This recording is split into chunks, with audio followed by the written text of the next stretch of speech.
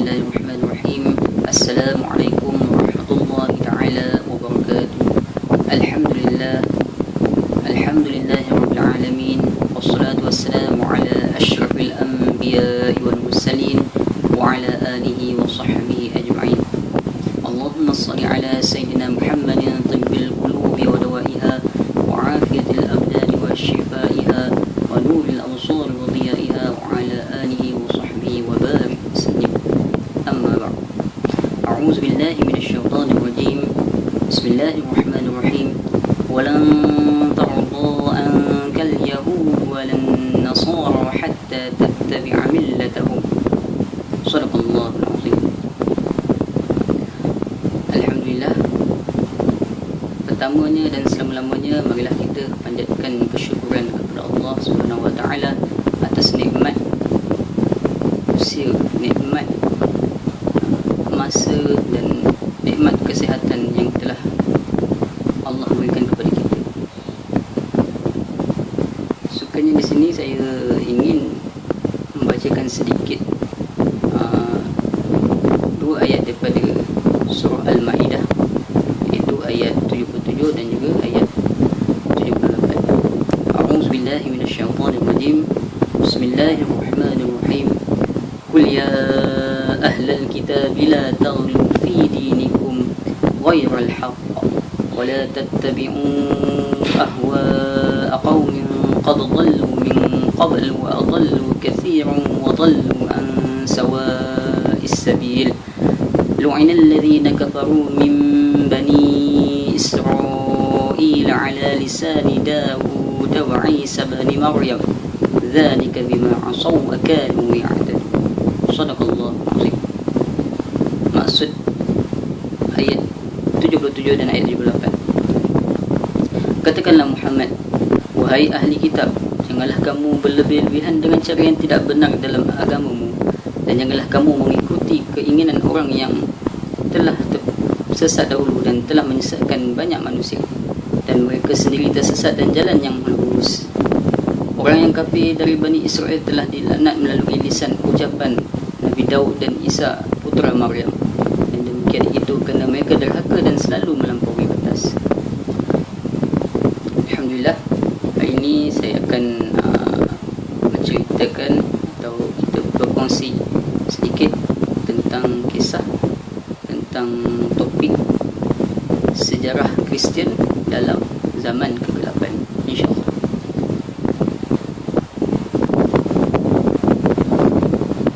Baik, berkenaan dengan sejarah Kristian dalam zaman kegelapan.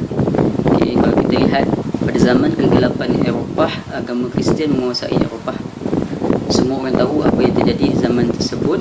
Kota-kota di Eropah lesu dan kotor berbanding kota-kota di kerajaan Islam yang indah dan bersih. Sejarah membuktikan agama Islam yang diamalkan oleh kerajaan-kerajaan Islam terdahulu melahirkan manusia yang berakhlak mulia dan berilmu. Apa yang terjadi di Eropah adalah sebaliknya. Gereja amat berkuasa ketika itu, menyekat perkembangan ilmu. Jika ilmu para cendekiawan bertentangan dengan kitab Bible, ia akan dihukum. Ini berlainan pada agama Islam yang telah membuktikan dunia sains ciptaan ilmuwan Islam selari dengan kitab Al-Quran dan As-Sunnah. Penyekatan oleh gereja menyebabkan rakyat Eropah tidak ada kebebasan bersuara, berfikir dan sebagainya. Pada pasca zaman kegelapan Eropah, hak asasi manusia, kebebasan bersuara, tidak percaya agama telah diterima oleh masyarakat.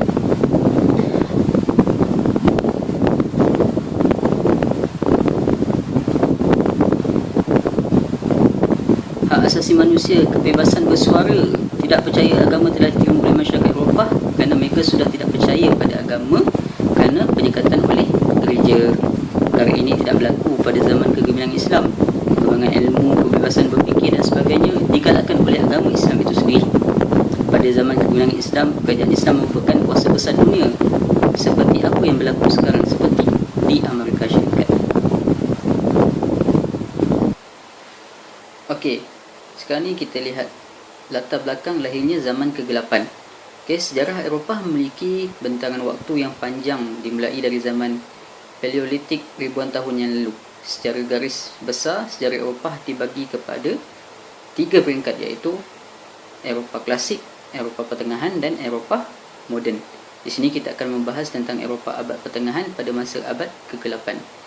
Abad Pertengahan adalah peringkat sejarah yang terjadi di daratan Eropah yang ditandai sejak bersatunya kembali daerah bekas kekuasaan Rom Barat pada abad ke-5 hingga munculnya monarki-monarki nasional.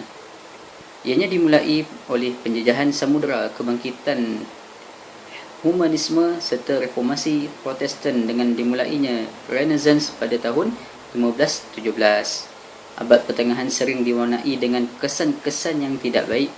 Hal ini mungkin disebabkan oleh banyaknya kalangan yang memberikan stereotip kepada Abad Pertengahan sebagai peringkat buram sejarah Eropah, mengingat dominasi kekuatan agama yang begitu besar sehingga menghambat perkembangan ilmu pengetahuan.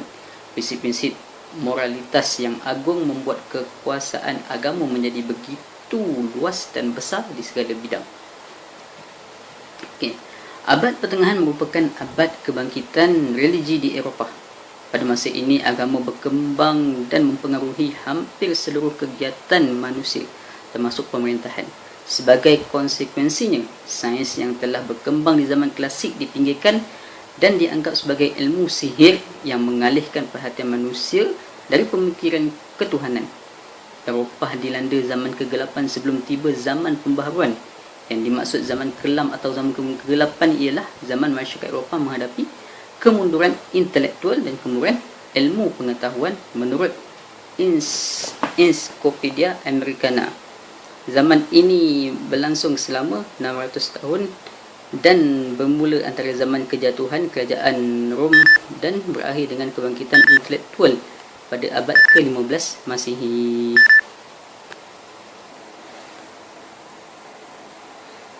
Gelap juga dianggap sebagai tidak adanya prospek yang jelas bagi masyarakat Eropah. Keadaan ini merupakan wujud kekuasaan agama, iaitu gereja Kristian yang sangat berpengaruh.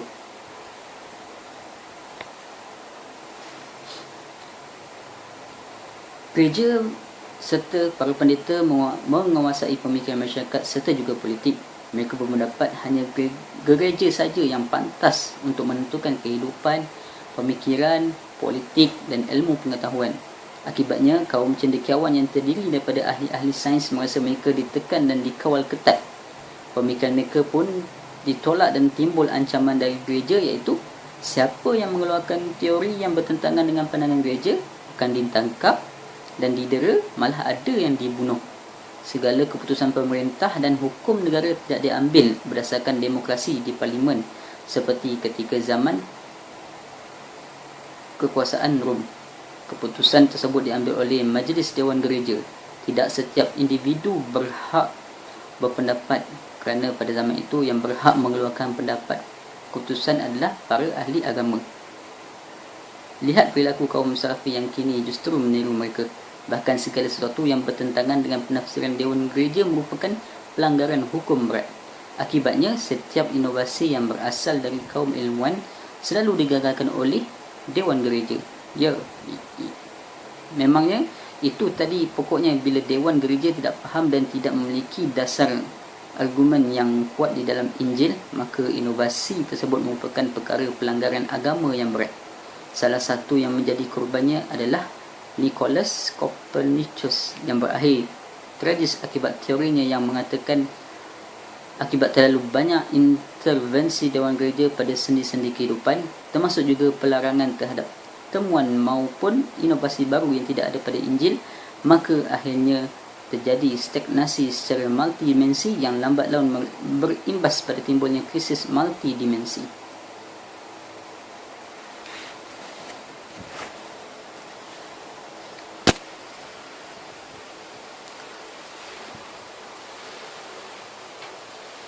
Okey, begitulah tadi sedikit tentang sejarah Kristian dalam zaman kegelapan. Di mana secara ringkasnya kita boleh lihat pada zaman Kristian, sejarah Kristian ni pada zaman kegelapan ni dia berada dalam tahap yang agak teruk. Okey. Yang menguasai ketika itu adalah gereja. Okey, segala tindakan yang dibuat semua dibatasi oleh gereja. Kalau kita lihat sejarah kegemilangan Islam, apabila berlaku zaman kegelapan di Eropah, yang mana orang Kristian, Yahudi ni dia berada dalam zaman gelap, ketika itu umat Islam pada dalam zaman kegemilangan, yang mana kita lihat 2/3 dunia ni dikuasai oleh orang Islam. Okey, semoga apa yang saya sampaikan ini boleh menjadi iktibar kepada kita. Okey, membangkitkan semula semangat kita sebagai orang Islam untuk meluaskan lagi agama Islam ke serata dunia, insya-Allah. Akhir sekali, apa yang baik daripada Allah dan apa yang buruk daripada diri sendiri, walaupun hakikatnya kedua-duanya ada datang daripada Allah, tapi dan disandarkan kepada hamba-Nya. InsyaAllah, semoga kita bertemu lagi di lain hari dan waktu. Assalamualaikum warahmatullahi wabarakatuh.